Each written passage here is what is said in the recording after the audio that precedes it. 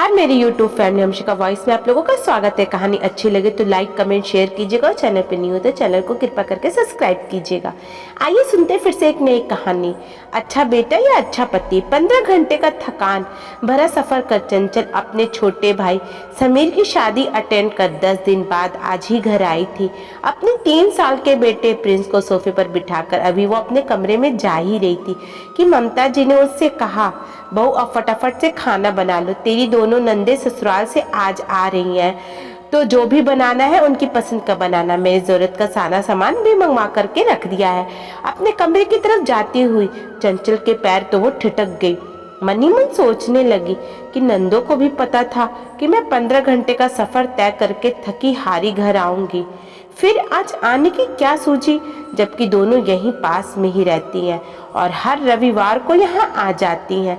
इतने बाहर आटे वालों को पैसे देकर उसका पति संजय भी अंदर आया और आकर सोफे पर पसर कर गया। उसे देखकर ममता जी बोली, अरे मेरा बेटा थक गया क्या? बहुत दूर है तेरा ससुराल, तो पता नहीं समधी समधन को क्या सूझी जो तेरी शादी के बाद इतनी दूर जाकर शिफ्ट हो गए। अगर मुझे पता होता तो मैं इतनी दूर तेरा ससुराल कभी ना करती। अब माँ, इसमें हमारे बस की बात थोड़ी ना है। जहाँ पर बच्चों का काम होगा माता पिता वहाँ अपने आप ही तो शिफ्ट हो जाते हैं। फिर मम्मी जी पापा जी अकेले भी क्या करते यहाँ पर? संजय ने अपने सास ससुर का पक्ष रखते हुए कहा। ममता जी मुंह बनाती हुई चंचल की तरफ देखकर बोली, अब खड़ी खड़ी यहाँ क्या कर रही हो? जा फटाफट से चाय बना करके ले आ। देख नहीं रही कि कितना थक गया है?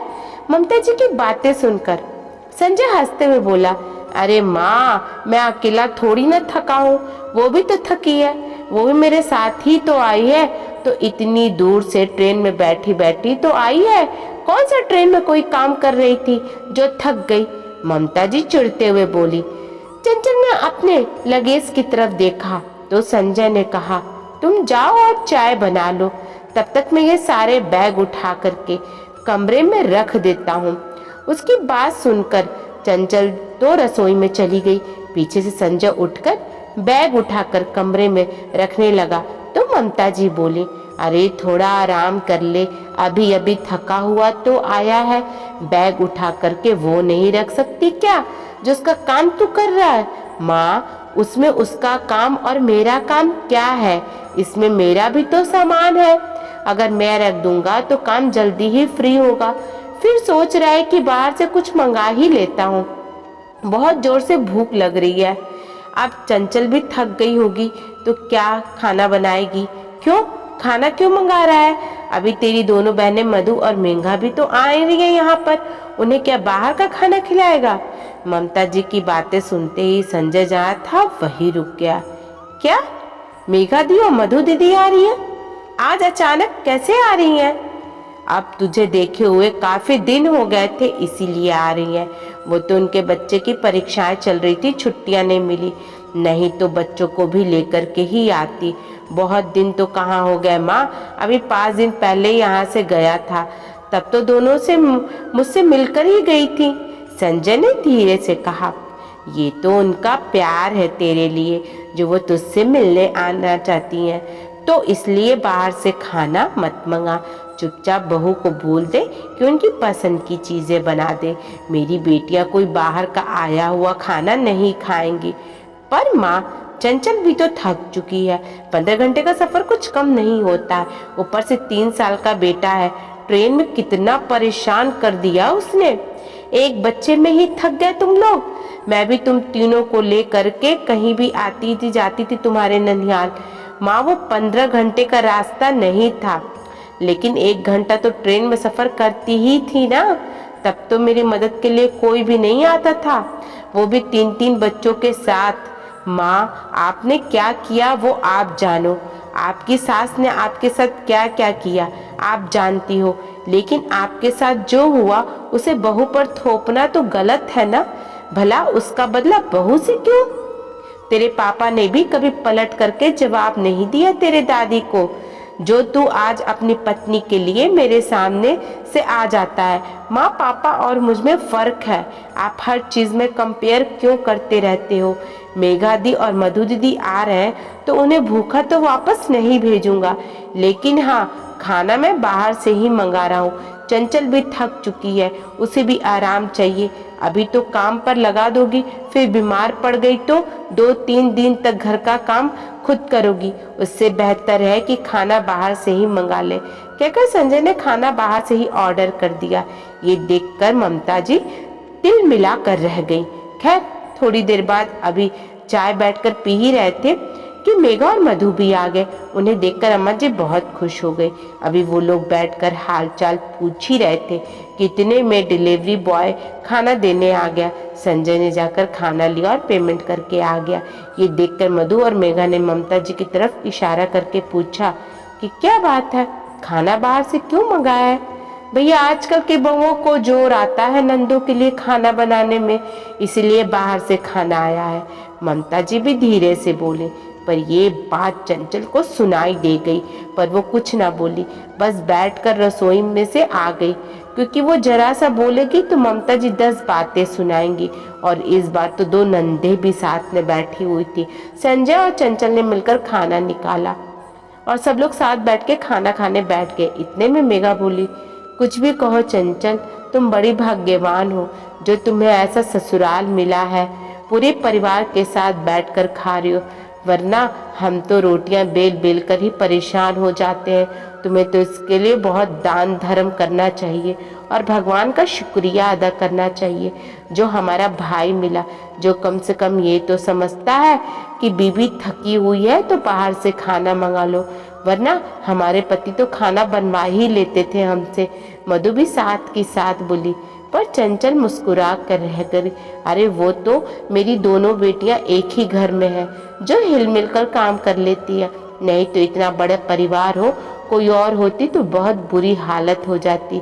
पर माँ, कुछ भी कहो, ये तो इन दोनों की किस्मत इतनी अच्छी है, इनकी सासू माँ बराबर इनके साथ रसोई में लगी रहती हैं खाना बनाने के लिए, और क्या शानदार खाना बनाती हैं। और इनकी दोनों नंदे भी कोई काम हो भाग भाग कर काम संभालती हैं।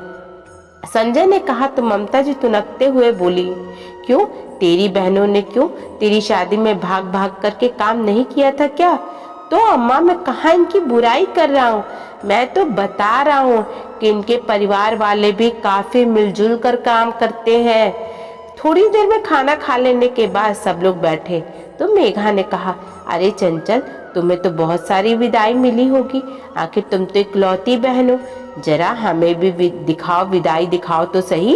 तभी मधु भी बोली, हाँ हाँ, हम तो आज इसलिए आए हैं कि हम भी तो देखें आखिर हमारी भाभी को अपने मैके से क्या क्या मिला है। जब दोनों ने कहा तो चंचल उन्हें अपने साथ ही कमरे में ले गई। पूरा परिवार वहीं बेडरूम में ही बैठ गया। तब चंचल ने विदाई वाले बैग खोलकर दिखाए। सचमुच बहुत सुंदर सुंदर साड़ियाँ थीं। अरे वाह, ये तो कितनी शानदार साड़ी है, इस पर तो एम्ब्रॉयडरी वर्क क्या लगता हुआ है, और लगता है हाथों से किया है ना?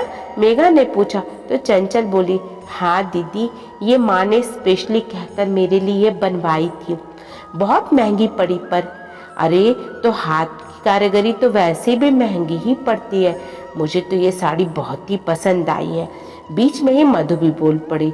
उसकी बातें सुनकर चंचल मुस्कुरा दी, लेकिन तभी ममता जी बोली, अरे मधु, तुझे ये साड़ी चाहिए तो तू रख ले, भाभी होने के नाते चंचल तुझे तो दे ही सकती है। ममता जी की बातें सुनते ही चंचल के चेहरे से मुस्कुराहट ही गायब हो गई।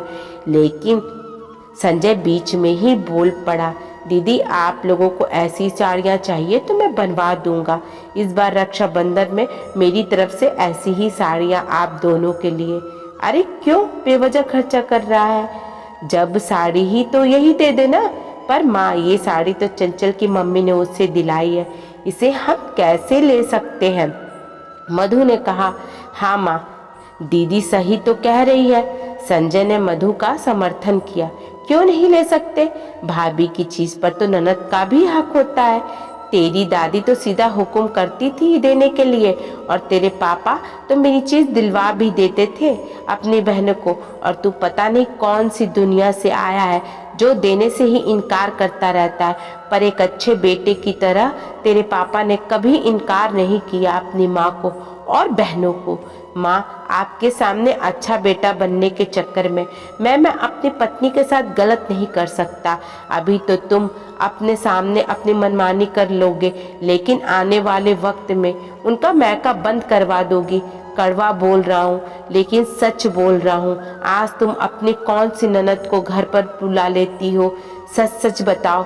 संजय की बात का ममता जी बुरा मानते हुए बोली, सही बात है, बीवी के सामने बहनों को कौन पूछता है? आज तू मेरे सामने ही ये कह रहा है तो कल को तो पूछेगा भी नहीं अपनी बहनों को। माँ, तुम छोटी सी बात को कहाँ से लेकर कहाँ जा रही हो? ये छोटी छोटी बातें ही तो होती हैं जो मायका बिगाड़ने का काम करती हैं। वैसे संजय ने गलत नहीं कहा है। हमें हमारी दोनों बुआ जी से मिले हुए भी काफ़ी टाइम हो चुका है, सिर्फ इसी कारण कि उन्होंने तुम्हारे साथ ऐसा किया और तुमने उनके मैके का रास्ता बंद कर दिया। अपनी बेटियों को संजय के पक्ष में बोलता देखकर ममता जी तो मुंह फुला करके कमरे से निकल गई। लेकिन कम से कम मधु और मेघा को तो ये बात समझ में आ गई कि अगर भविष्य में अपना मैका सही सलामत रखना है तो कुछ चीज़ों पर नियंत्रण ज़रूरी है। दोस्तों, आपको कहानी कैसी लगी? अगर अच्छी लगी तो लाइक कमेंट शेयर कीजिएगा और चैनल पर नहीं हुए तो कृपया करके हमारे चैनल को सब्सक्राइब ज़रूर कीजिएगा। धन्यवाद।